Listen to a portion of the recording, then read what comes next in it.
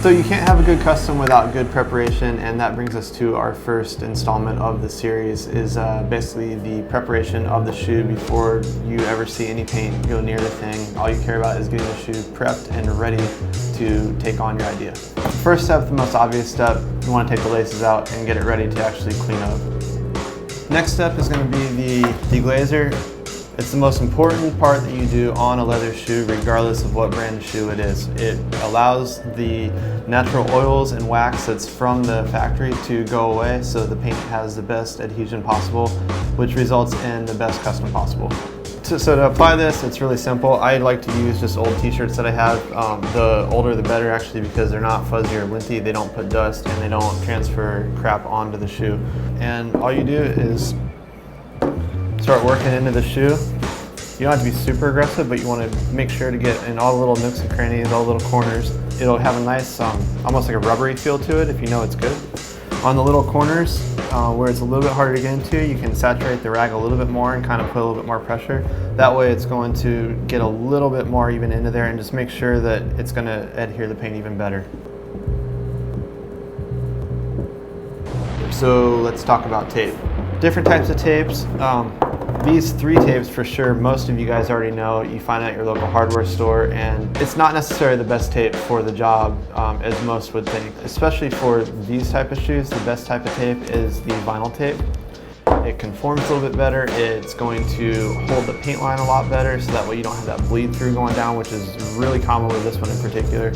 And it basically makes for a cleaner custom at the end with less cleanup work. The key to this whole thing on the first part is basically you want to get this as nice and as close as possible. It doesn't have to be perfect yet, because you can conform the tape.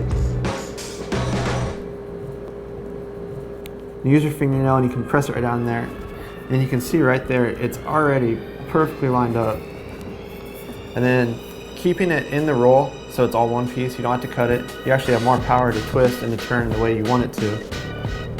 You just use your eyeballs and kind of just gauge where you want it to go all the way around. And again, this vinyl tape is really sticky, so once it gets on there, it pretty much stays until you want to take it off. It will leave a little bit of adhesion if it sits on here for, if you walk away from your custom for a week or 2 at a time. So you'll have to use some of the cleaner to get it off, but I'll go over that later.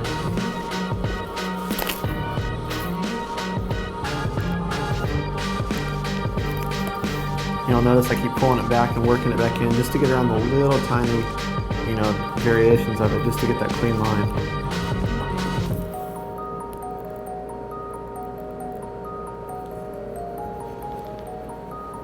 And then the toe is a whole nother thing. You want to have good tension on it, and then stretch as you're pulling on it, and it'll automatically, perfectly, you can see that, no wrinkles, none at all. It'll pull all the way around and go exactly where it's supposed to go. So as you get to the long here,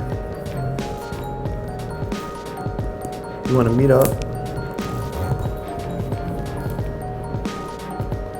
Again, your fingernail is a good tool to use for this. You can go in there and really push it in.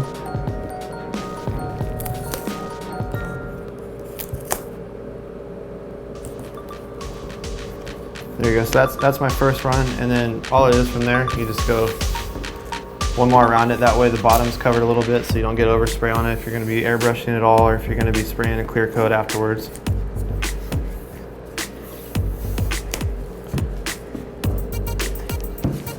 Take your razor,